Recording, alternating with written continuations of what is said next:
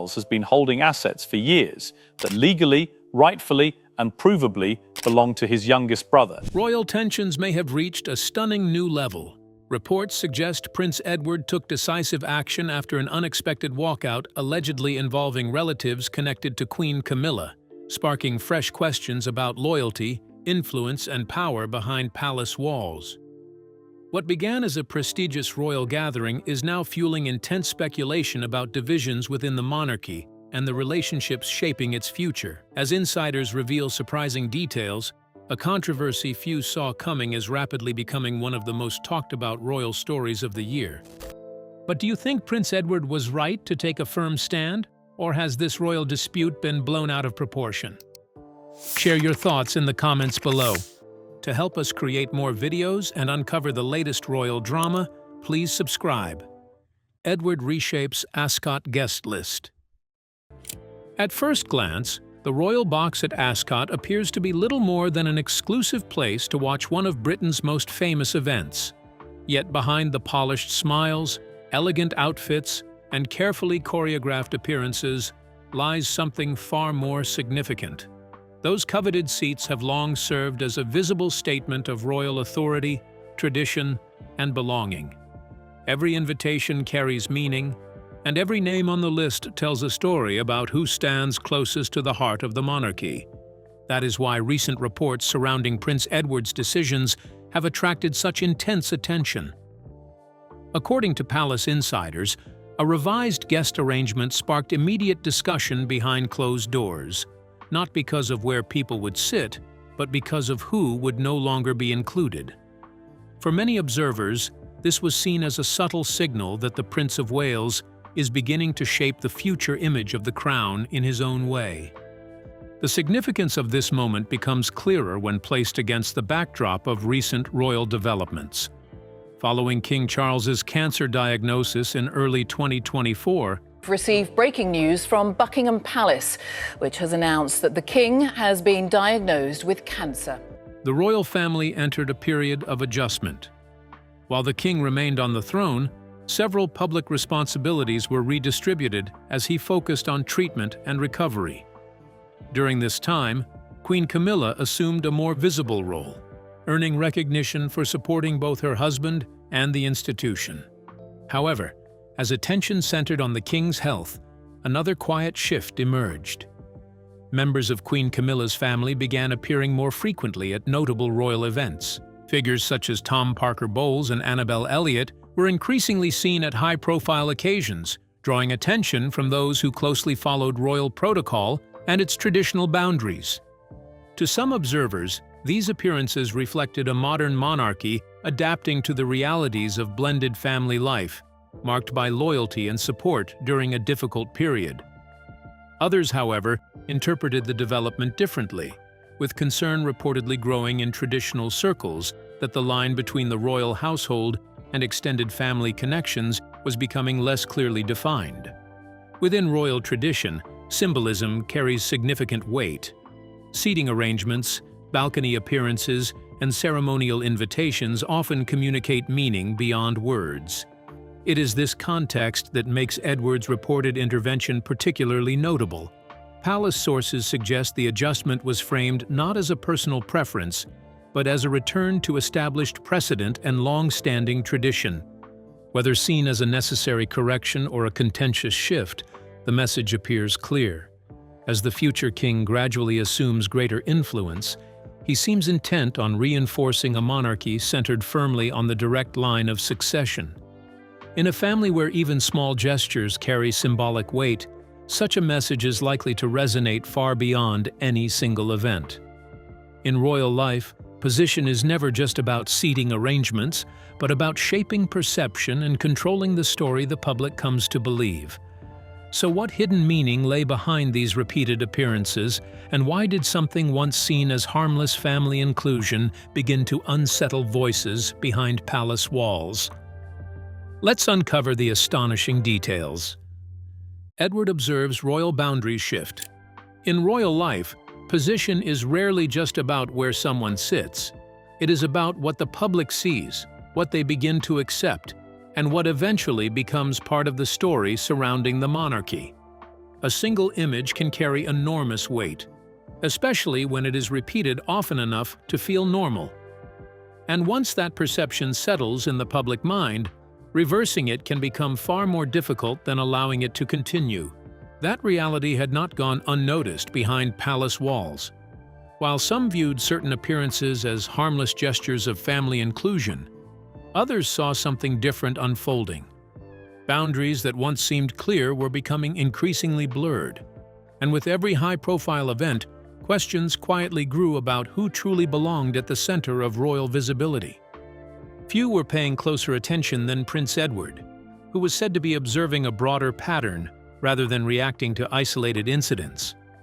Those familiar with the situation suggest he preferred patience over confrontation, choosing to watch developments unfold instead of responding in the heat of the moment.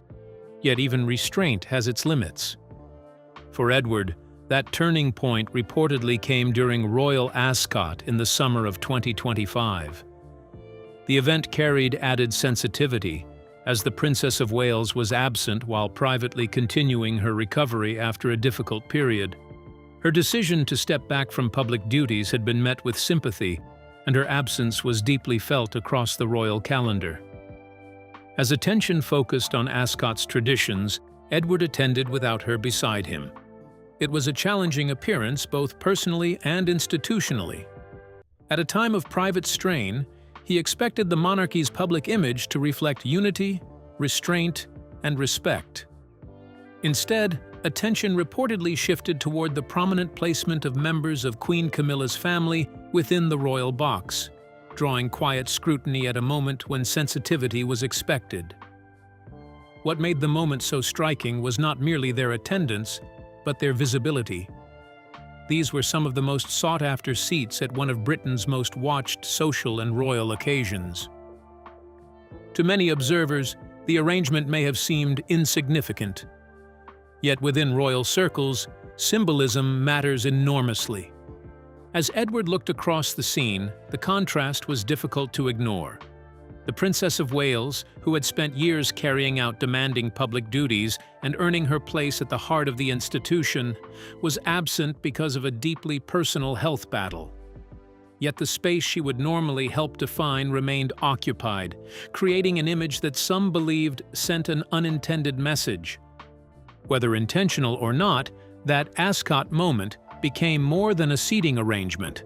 For many watching closely, it marked the point where private concerns evolved into a larger conversation about visibility, influence, and where the future boundaries of the monarchy should be drawn. For many observers, the real mystery wasn't who was present, but who had quietly vanished from one of Britain's most celebrated occasions. If everything appeared perfectly arranged for harmony, what truly caused that flawless image to begin unraveling? And why did silence replace the drama everyone expected to see? Let's uncover the details. The silence before departure. For many observers, the real story was not who sat where. It was who was suddenly no longer there. As the crowds gathered and cameras swept across one of Britain's most celebrated social occasions, everything appeared carefully arranged. Every seat, every appearance, and every smile seemed designed to project a picture of harmony. Yet within moments, that picture began to unravel in a way few could have predicted. Those present later described an unusual scene. There was no disagreement, no heated exchange, and no dramatic moment for photographers to capture. Instead, there was a brief pause, a silence lasting only a few seconds. Yet it was the kind of silence that instantly changes the atmosphere of an entire room. The prince stood still. Conversations around him appeared to fade. Then, without explanation, he turned and walked away. What happened next stunned many within royal circles. He did not simply leave the viewing area.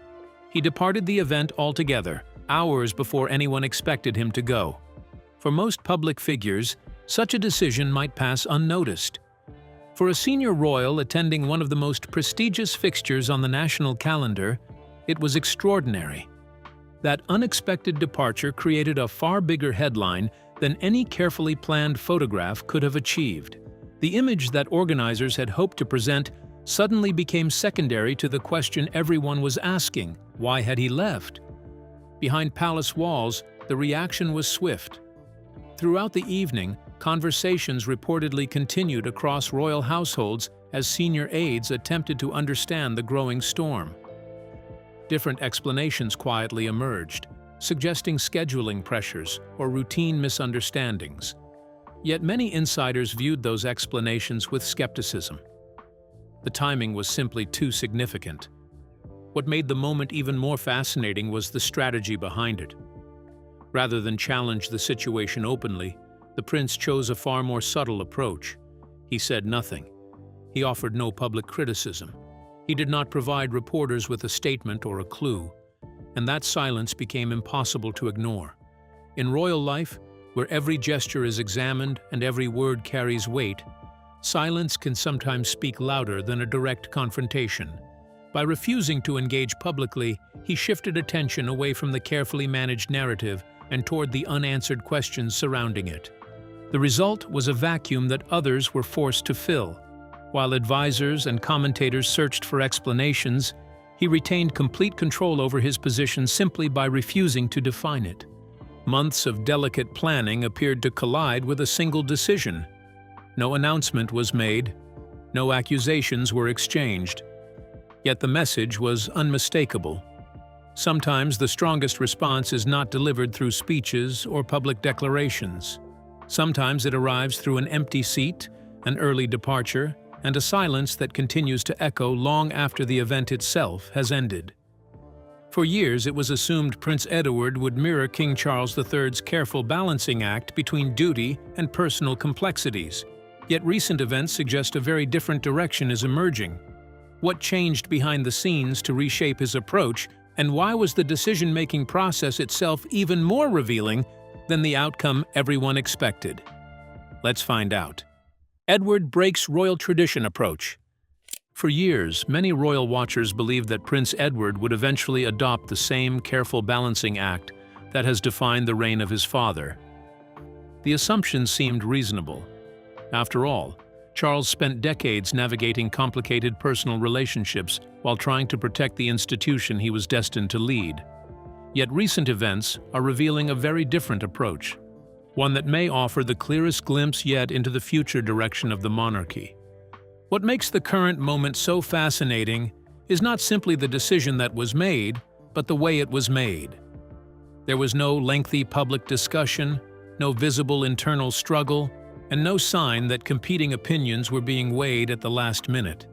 Instead, Edward appeared to watch developments unfold from a distance, allowing circumstances to reveal themselves fully before acting. Then, when he finally moved, the decision arrived with remarkable speed and certainty. The message was unmistakable. This was not a subject open for negotiation. The conclusion had already been reached. That distinction reveals something important about Edward's leadership style. Unlike those who view difficult situations primarily through the lens of family relationships, he increasingly appears to separate personal matters from institutional ones. Once an issue crosses into the territory of protecting the crown, sentiment seems to carry far less weight. Yet the story becomes even more significant when attention turns to Catherine, Princess of Wales. Throughout much of the past year, she remained largely away from public life while focusing on her recovery. When she returned to royal duties, public attention naturally focused on her health and appearance. What received far less attention was the evolution taking place behind the scenes. For years, Catherine was often portrayed as the calming force within the Wales household, the warm and approachable figure capable of easing tensions through diplomacy and quiet charm. While that image still holds truth, it no longer tells the complete story. Palace insiders increasingly describe a princess who is not merely supporting Edward's decisions, but helping shape and uphold them. The significance of that partnership cannot be overstated. During periods when Catherine was absent and the king faced health challenges, some observers believed the monarchy's center of authority had become more flexible. Any such assumptions now appear misplaced. Since her return, the Prince and Princess of Wales have projected an unusually firm and united front. What stands out is that this unity does not appear performative. It is not the carefully staged harmony often displayed for cameras. Instead, it reflects two senior royals moving toward the same objective with equal determination. There is no obvious divide to exploit, no softer path to a different outcome, and no indication that either side is wavering. As the monarchy moves through this new chapter, one reality is becoming increasingly clear. The future king and future queen are shaping a model of leadership built less on compromise and more on clarity. And for those watching closely, that shift may prove far more consequential than any single royal directive.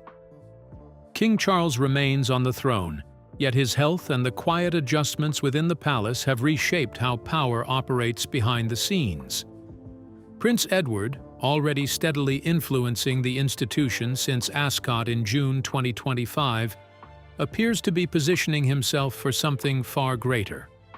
What exactly was the real purpose behind these carefully timed decisions this morning, and how far has this silent transition already gone? Let's take a look. Ascot decision redefines royal access. King Charles remains the reigning monarch, yet his health continues to demand careful attention, and the daily machinery of the palace has quietly adjusted around that reality. Prince Edward is not waiting for a formal transition before shaping the institution in line with his own principles, and that shift has been unfolding gradually since the events at Ascot in June 2025. What looked like a single decision this morning was actually the result of months of careful positioning, designed to ensure that every boundary was firmly established before any public move was made. The focus was never on a sweeping break or a dramatic public confrontation, but on a very specific space within Ascot's royal box, where symbolism and status are most visible. By narrowing the restriction to that setting, the intention was to clarify rather than to escalate. The message embedded in the decision is subtle yet firm.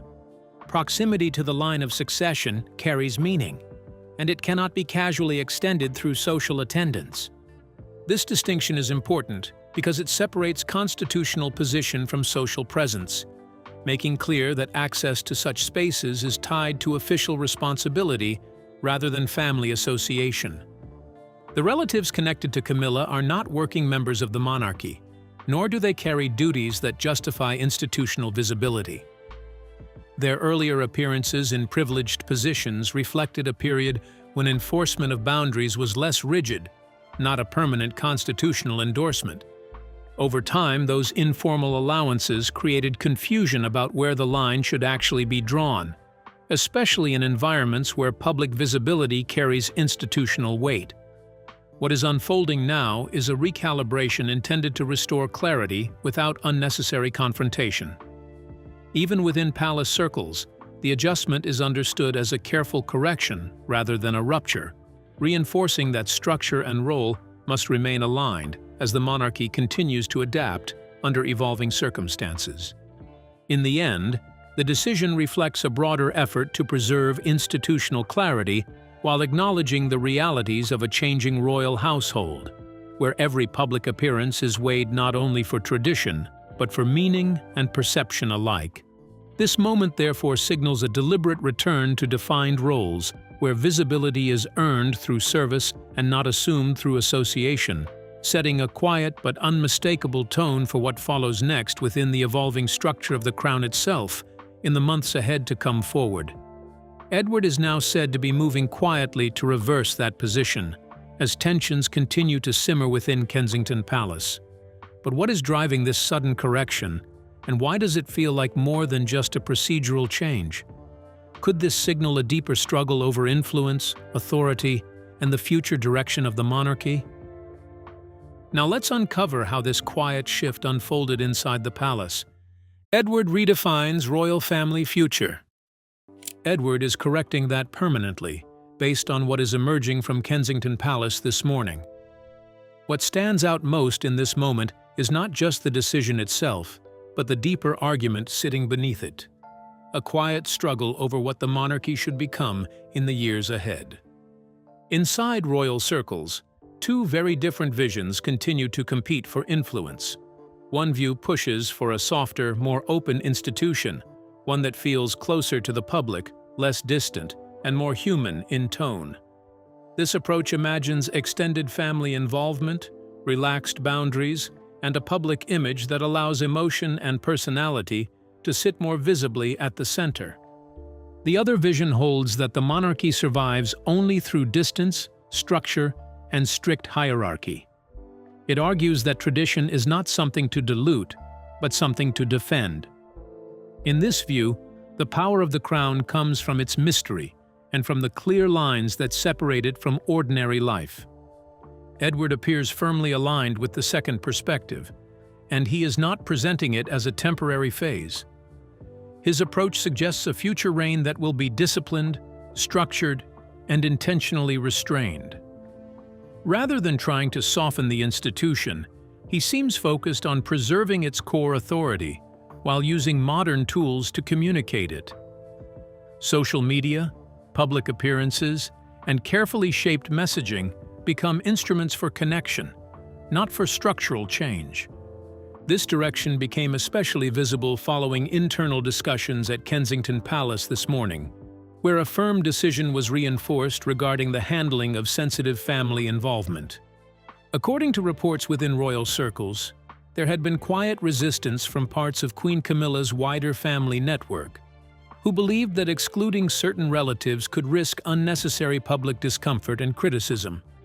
However, that concern did not alter the direction already set, as the emphasis remained on maintaining a clear institutional boundary rather than expanding informal ties within the royal framework. The result is a monarchy that is becoming more defined in its identity, even as debates about its future continue behind closed doors. While the public often sees only the surface decisions, the underlying choices reveal a careful balancing act between relevance and tradition. In this unfolding moment, the direction of future leadership is becoming less uncertain and more deliberately defined than it was before. It signals a path shaped by control, clarity, and enduring institutional strength rather than constant reinvention and public expectation management ahead. Kensington Palace delivered an absolute final response with no room for negotiation, shutting down any expectation of compromise or public pressure influencing the decision. But what exactly triggered Edward's team to take such a firm stand, and how does Catherine's renewed public presence connect to a strategy meant to protect the crown's image at all costs? Let's find out. Kensington Palace issues. Final directive. Got the same response as the courtier received at 7:30 this morning. Absolute and final, with no room for discussion. From Kensington Palace, Edward's team made it clear that this was not a matter of family diplomacy, nor something to be shaped by public pressure or shifting headlines. The concern about appearances was precisely why the directive stood firm, protecting the visual authority of the crown from negotiation in real time. Far from coincidence, this firm stance arrives as Catherine's return to public life continues with steady confidence, her presence alongside Edward closing a vulnerability once exposed last year. That earlier moment had allowed space for boundaries to blur, something now quietly corrected as she resumed her role at full strength. Inside the palace, King Charles remains on the throne, yet the operational rhythm is subtly changing, hinting at an approaching shift in authority. Decisions emerging from Kensington are no longer advisory, but decisive instructions that reflect preparation for what lies ahead. This morning's instruction regarding seating arrangements at the ASCA event in June signals that even symbolic spaces are now tightly controlled, with recent removals expected to fade quickly from public attention. Yet within royal circles, it marks a defining correction after a tested boundary was observed and answered with lasting intent. Edward's approach suggests patience, calculation, and a refusal to let fragile moments define institutional strength going forward. Those watching closely now see not reaction, but preparation for a future reign already taking shape in real time. In quiet conversations behind closed doors, aides note that such decisions are increasingly treated as structural rather than temporary measures, reshaping expectations about who sets the tone for royal engagements. What unfolds at the ASCA gathering in June is therefore read less as an isolated decision and more as a signal of permanence, echoing through the institution with a clarity that leaves little room for doubt. The message inside the palace is unmistakable. Boundaries once tested are now firmly reasserted, and the architecture of future leadership continues to solidify with quiet certainty across every level of the crown itself. So, what do you think Prince Edward blocking Camilla's relatives from the royal box after a shocking walkout could mean? We'd like to hear from you in the comments. Don't forget to like and subscribe.